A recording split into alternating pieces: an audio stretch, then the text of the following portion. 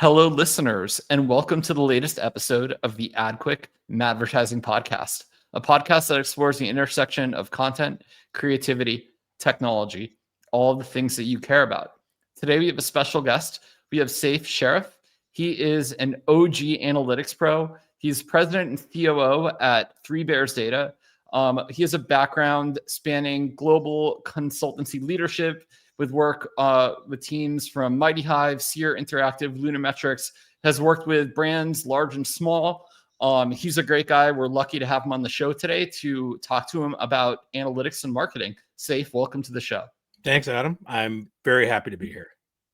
And so we actually worked together a little bit when I was at Google on the analytics team, and you were at Lunametrics, which for users who don't know, they were a Google Analytics certified partner, which means they're one of the analytics agencies that Google takes the time to certify and say, hey, these guys are great with data.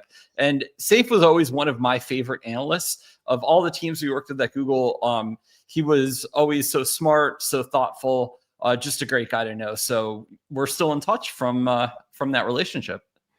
Yeah, I mean, wow. I mean, and that goes back, right? Like I like there's just like this OG crew, like you said, from back in those days when the Google Analytics community it felt intimate. It was everyone knew each other, right? We knew everyone at Google Analytics, and we were between the different partners. I'm still in touch with those guys. It's just and women. It was a really, really fun time, I think, to be doing that analytics work.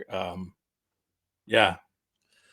And Sayf, I actually had one interesting topic to start out with, and it is so we have for sure a lot of software companies that are our users and listening to this, and I think that there's probably something to be learned and maybe some things good and bad about what Google actually did with the partner program. So maybe you could speak to some of the things you liked about Google's partner program specifically, some of the things you didn't, with an eye towards what could a startup learn with how Google, built those relationships in that community. Yeah. Wow. I mean, like it's changed so much over time too. I think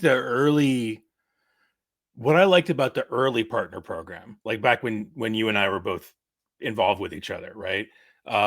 Was there was just a really high level of communication between between Google and the partners, right? There was a really kind of clear delineation of, Google we're making this product, and we look to our partners to help customers use it.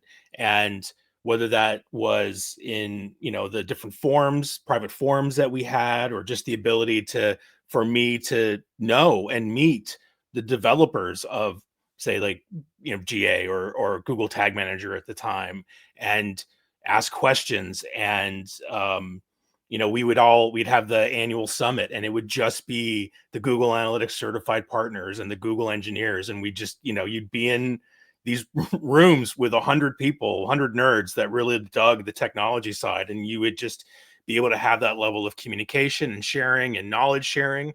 I mean, between partners and Google, the knowledge sharing between software side and the support side, I thought was incredible. I mean, I've never seen anything like it. And, it changed over time, right? So I think like one of the missteps that Google made, I would say, like I remember, and I love the people at Google, right? And Google's a company, I'm never going to love any company, right? But like the people there, like you, were great. And I could name a number of names. I'm not going to, because then I'd miss someone else. But I think one of the missteps was when GA first released what's now 360, right? The premium product. I remember us being in one of those get-togethers, one of those summits is what they were called, right?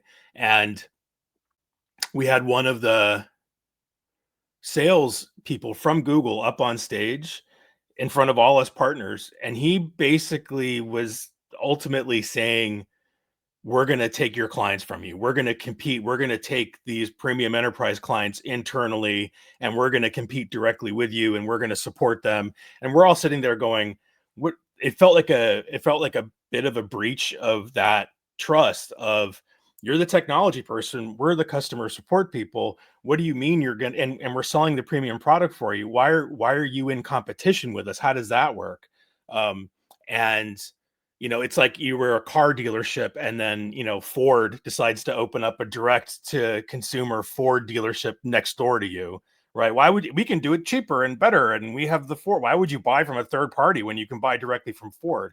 And literally to this day, there are people, well, I mean, it's diminished down because Google's gotten rid of a lot of the enterprise contracts. But for the past several years, there'd be situations where people would say, I want to work directly with Google. And I'd have to be either they're not going to work with you, you're too small, or Google would be kicking them out to partners and they'd be upset that they didn't get to go directly through Google anymore. Even though the reason Google ended up not doing that, I believe from what they've communicated, was that they just weren't good at supporting clients. And so I think, if you're a software company and if you initially package in services and support with your product, if your product needs it for people to implement it or people to use it, that's fine. We're kind of doing that now with 3Bears with our Optimeasure product. But at the end of the day, if you're just focused on, I'm making a tool and I want people to use it and I'm going to have partners that support it, I don't think muddy the waters, and just either build a good ecosystem for your partners and support your partners and give them the tools and information and knowledge they need to be successful, empower them to be your advocates, and focus on your tool. Focus, like that's what you're doing. Focus on it. And don't try and be both. Again, you can, but if you want to be a partner and have a partner program, I think you should be one or the other. Yeah.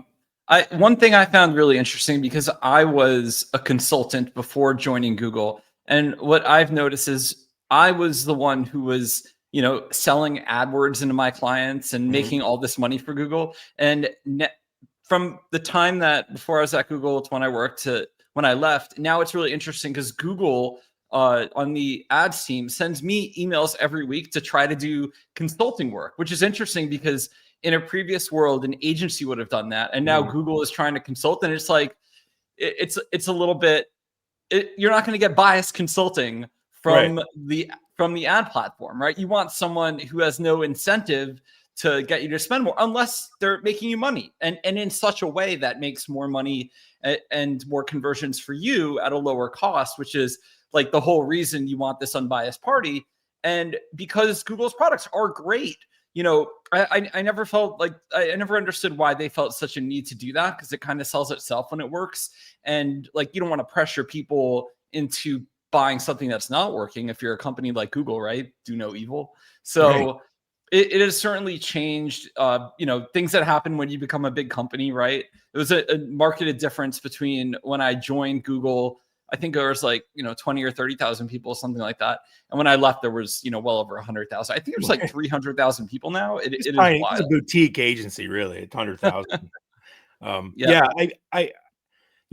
mean, like part of what we're doing, like we're working in attribution and we're doing multi-touch attribution, and we don't want to ever be, we don't want to do a percentage of spend as far as the cost. We don't want to be the ad buyer, right? We want to be a third party auditor in a way, right? Like we want to be something you can trust. Like we're not making money based on how much you spend. We're making money based on like telling you what's happening, right? And with Google, I mean, honestly, like I'm not saying that. I have literally no evidence that someone was in a boardroom, like twirling their mustache saying, let's take them for more money. But, I saw so much stuff where it's like, I don't know, like at least it just felt wrong. Like I remember we were at Sear, we were doing ad buys for GA360. And this is before Google, after that point, they cut off the long tail keywords for search. This was before that point. And we were looking at the long tail and we were saying like what's working and what's not for GA360.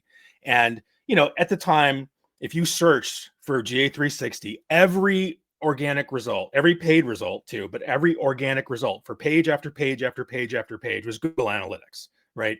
The search engine absolutely 100% understood. If I put in GA360, I'm looking for Google Analytics 360 and it's giving me that stuff. The paid, however, we saw that we found a result where it was actually sending us to, it was placing the ads on, it was a peach schnapps, I want to say. It was like Georgia 360 peach schnapps. And so if someone searched for Georgia, Georgia schnapps, peach schnapps, or Georgia 360, our ad would come up for GA 360, like our keyword for GA 360. So someone searching for like booze from Georgia would get a GA 360 Google Analytics ad. And, to me, that felt a little shady, right? That felt like, if the search engine knows when I say GA360, it's Google Analytics, but your paid ad was getting delivered in the long tail to other things, and then they eventually like cut off your visibility of that. I mean, come on, like there's something else going on there, or, that I didn't necessarily trust. And then, not even getting into things like PMAX and whatever else. And I understand if you're a small business and you can't afford an agency and you got to put money in, and you got to trust Meta or Google and their systems to tell you what's working and not.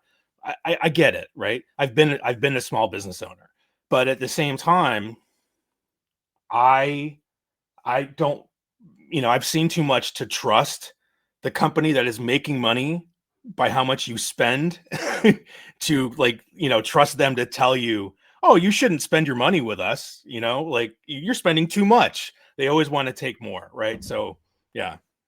Yeah. So we could schwätz about Google for the whole podcast. Totally. We'll shift topics because, I've talked about this a lot with a bunch of other people as well. I think at the end of the day, good marketers will give them the ad money they deserve. And if they fumble that, it's like on them. Yeah. So I've always felt, throughout my career as a marketer and analyst, that we would get to a day where everyone in corporate America was pretty good with marketing analytics. And I feel like this day, that's like a waiting for Godot moment for me, because this day has never really arrived. And so I guess, what are your thoughts on the state of corporate America, and I guess even startups, analytics sophistication? And also, why are so many marketers here still just pure vibes based? Like how do they even still exist at this point? I don't know. I mean, like I think on the one hand, some of the stuff can be complicated, but I think that part of the problem is that we, in the more technical side, like the more MarTech side of things, have, I've met too many people that use too many big words and other people nod along, right? And I'm sitting there going, they have no idea what you're saying, right? Like, and you can see people glaze over when you start talking on some technical stuff. I As we've gotten into deeper technology and we're talking about, like MTA or MMM or whatever else, and you have some guy who's got a PhD in econometrics, and you're talking to them about hypergamy, you're going to lose the person who's interested in brand, right? Like I'm not saying those people don't exist. They absolutely do. But you start getting in this unicorn territory if you expect someone who understands human emotion and, like how to connect with people as a brand and be creative and come up with creative ideas and synthesize that stuff, and also understand calculus, right? Or statistics, or, even deeper aspects of AI and automation and technology. There's a lot. And so I think that, to a certain degree, part of the problem is that on the more MarTech side, especially in data, we have done a pretty crappy job of explaining what it is that we want to do to the marketers, right? Like I think it's more important for a marketer to understand marketing in a more holistic, a more holistic sort of just, in a broader sense. And I think the technical side has done a terrible job of communicating, like, to another human, like what it is that you can do with data, or anything like that. Yeah, and I've personally found that the people I hire that are the best aren't necessarily the ones with the PhD. They're someone who went out and they built a blog, a small e-commerce site, a mobile app, or maybe we're just at a startup early enough to have kind of done everything. Mhm. And those people are super scrappy. They're willing to get their hands dirty. They also don't want to waste their time with bullshit because they're very results oriented. And so those people tend to be really good. Especially a lot of times you have to train them up on the language of the C-suite, right? You have to Right. help them speak differently, present their data articulately, sometimes think in scale because they're used to smaller numbers. But I found that those people are really trainable.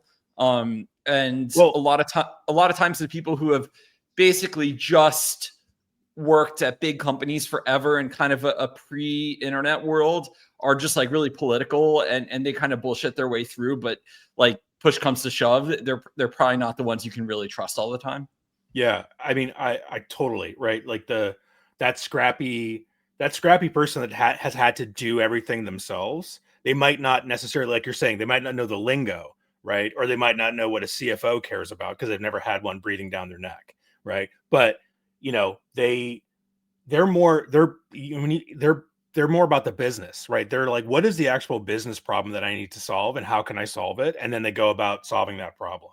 And I think a lot of what we do in what we should be doing in analytics and marketing analytics and this stuff is we move away from what's the business problem, how do we what are we trying to do, what are we actually trying to achieve here as a business, and then look at it that way. And I've had when you get on the people that have, even technical people, for instance, like a data scientist that's only done data science and only done data science in a corporation, I've had many conversations with very brilliant people, right? Very valuable, brilliant people where I've had, frustrating conversations with them to try and understand what they're communicating or what they're asking question wise. It really, they're so deep in the technology, they lose sight of that business stuff. But that small, scrappy person that's done 100 different things, had to figure out the technology here and had to figure out how to do that there. And,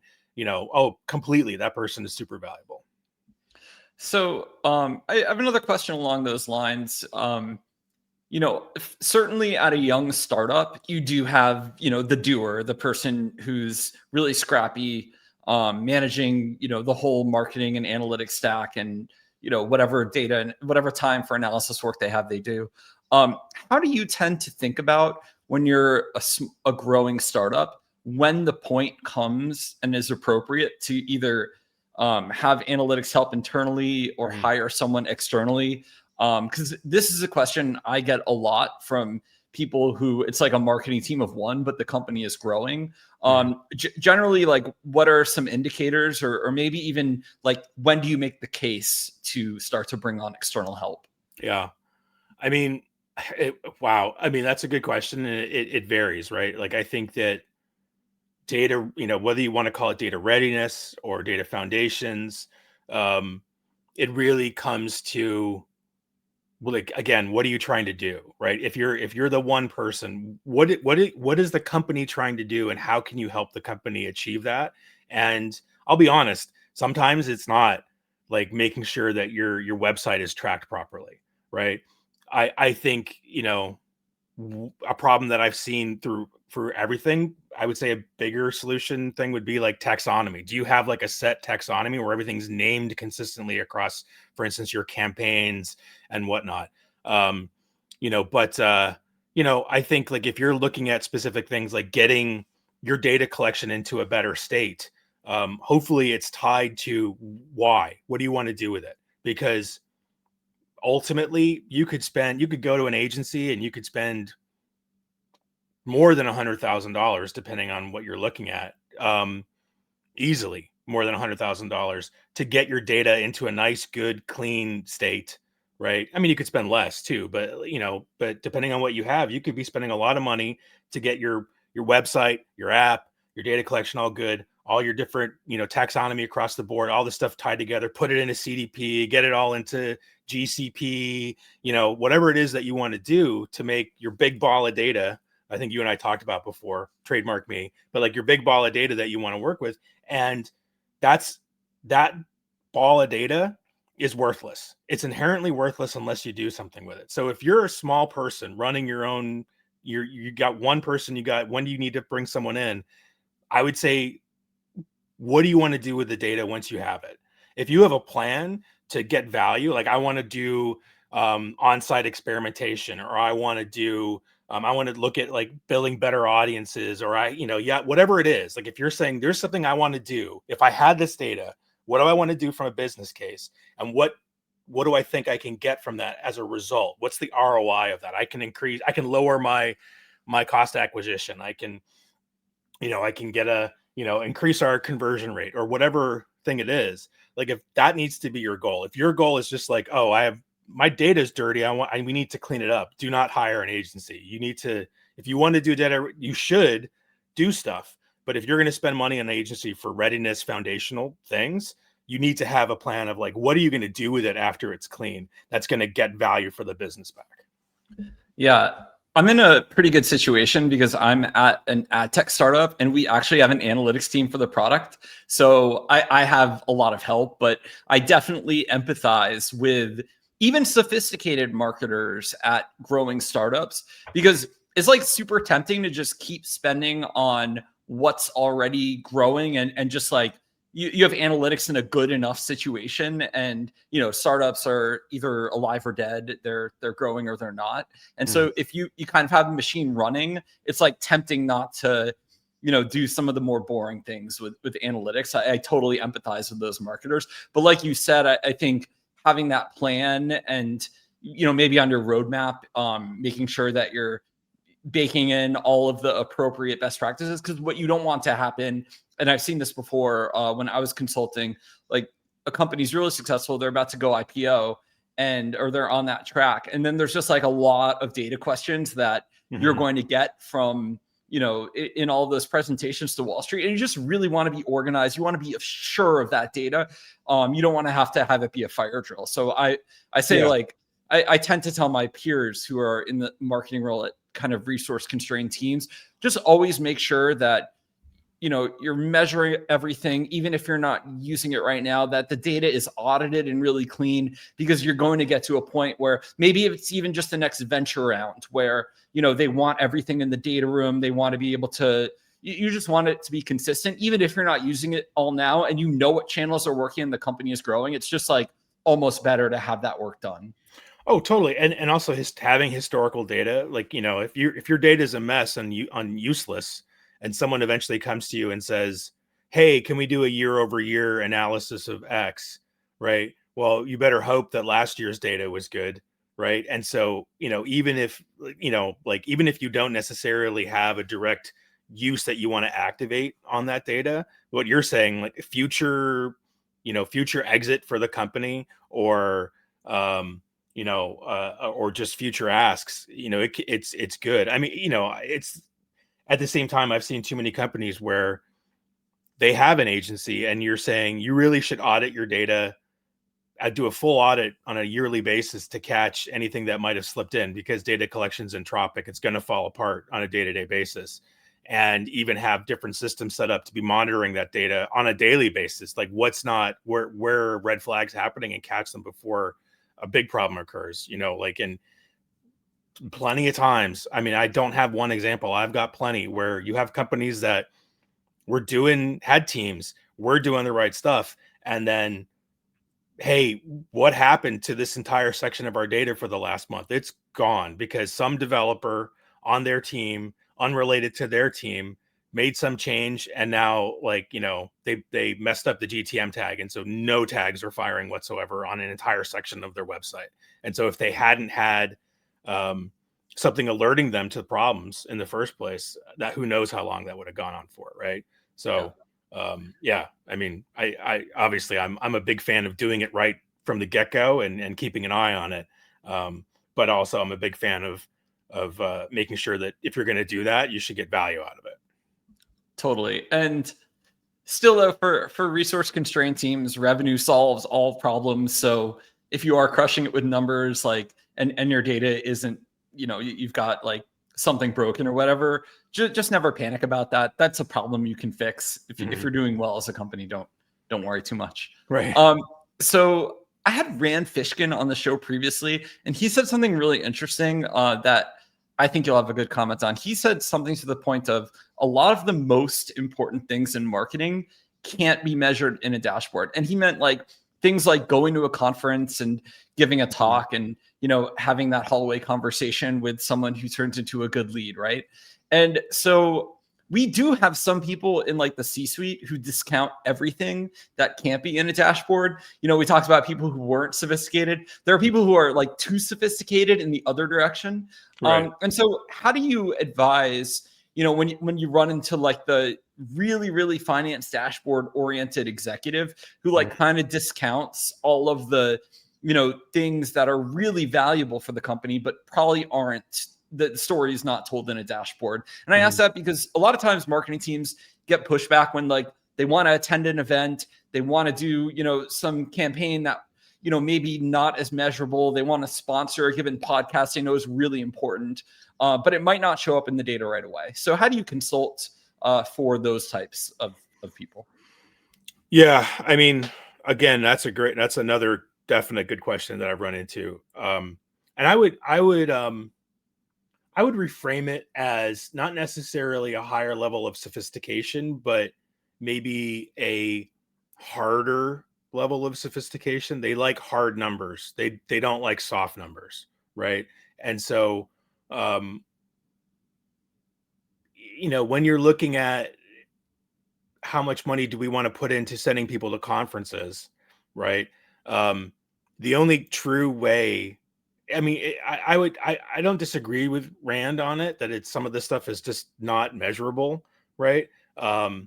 Because it also doesn't matter. It also depends on who you're sending. It can be a very personal thing. It gets down to similar situations, like some salespeople are better than other salespeople. Some people are better at networking than others. If you send two people to a conference, one person might go to a bunch of things and they're introverted and they don't talk to anybody. Another person strikes up a ton of conversations, including one that leads to $3 million of business for the company, right? So, I've seen it measured before, but it tends to be in the essence of like, well, let's do it. It's like incrementality testing, right? Let's do a lot of it and then let's not do it and let's see what changes from our bottom line. And I've seen that in companies where they were doing it. They were sending people out. They were paying people to go talk. They were paying people to go attend. And then the CFO tightened the belt and said, none of this stuff is tied to any revenue. And so they tightened the belt. And then I forget the exact number, but it was over 30% drop in in stuff, because they didn't realize just how the speaking, that even just like sort of the how the company was perceived drew that in. And how do you convince that to a CFO without numbers and without going to some McKinsey report that says that sending your people to conferences is better for your team retention as well as your overall brand? I don't have that answer, right? I think if I did, a lot of conferences would be paying me money to to show them how to measure the impact of it. Yeah, Avinash likes to say, faith-based initiatives.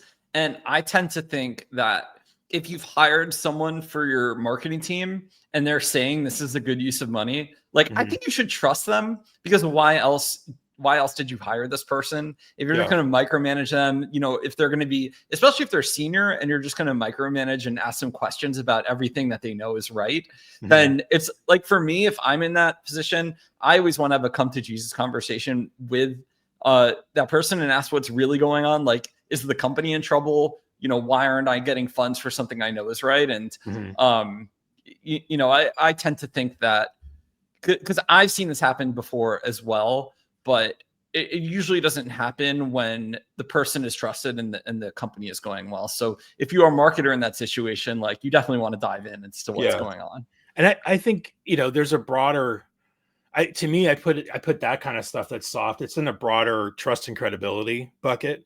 And it changes over time, but what can you do to build the trust and credibility of your brand, of your company?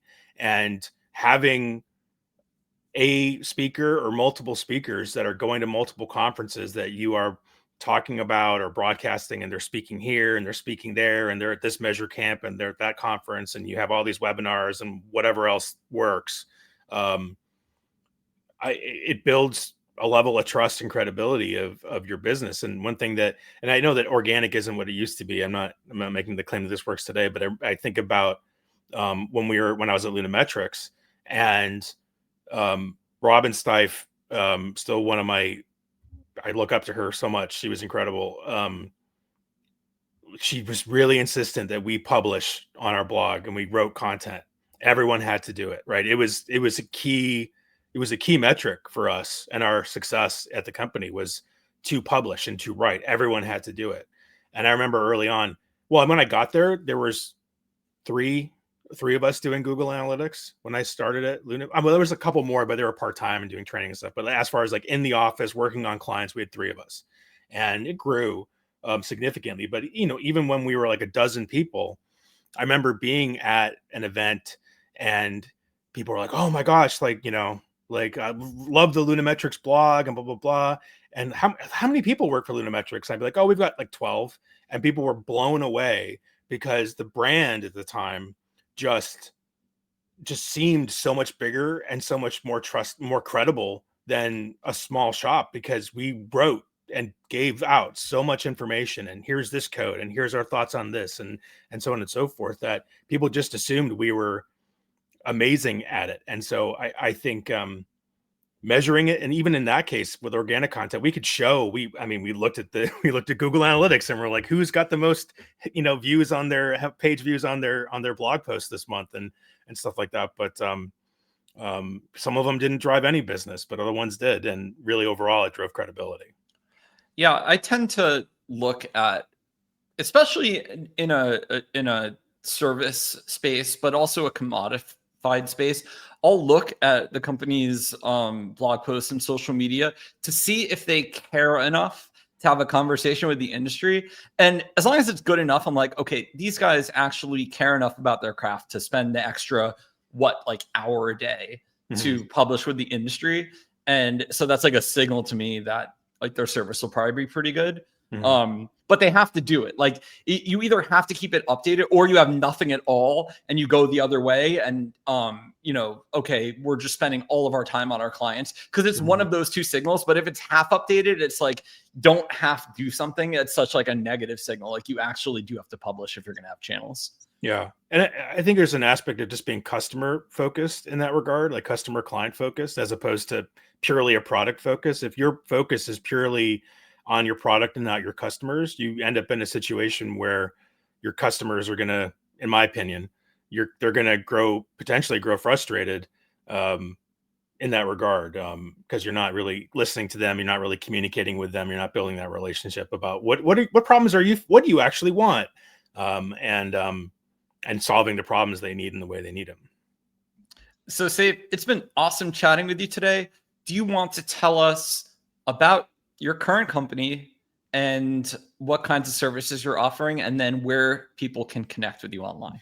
Yeah, absolutely. So our company is Three Bears Data. It's a play on Goldilocks, and we're offering a product called Optimeasure. It's on optimeasure.io. It is a cookieless multi-touch attribution product service that we're bringing to market. We have years of experience doing this within agency, and we're productizing it and doing all the AI automation stuff to make it even better. But really, one thing we found is that a lot of people, especially on the low end, like the maybe too cold bowl of porridge versus too hot bowl of porridge, it's either they have tools that claim it's attribution, but it's still last click, or it's linear and it's not really, or it's incrementality testing within a specific channel and it's not looking at how the channels interact, right? And so ours is true multi-touch and can say, how do your ads on Meta actually impact your ads on Google? How do they actually interact with each other, as opposed to just, I want to make this one as good as possible? It really looks at the whole breadth, but it's still shy of the enterprise side, like MMM, or even some of the complex enterprise tools, which again, for the mid-market, for a lot of ways, it's too much. It's too expensive. They don't want to spend $250,000 and wait 6 months to get some sort of like, complex tool that they don't know how to use. And so ours is priced for the mid-market. It is, it's going to solve, if you're digital, primarily digital for MTA, right? Have as low as $500,000 a year, $1 million spend, up to really whatever you want. But, we're looking at that mid-market. So $1 million to $20 million spend is really kind of like where we're focusing initially, but bringing that value. And so for me, you can find me at 3bearsdata.com or optimizely.io. My name is Sayf Sharif. I'm the only one in the country. You can find me on LinkedIn, and always happy to talk with people and grow our business that way. Awesome. Well, thank you for joining us, and please join us next week for another episode of the Madvertising Podcast.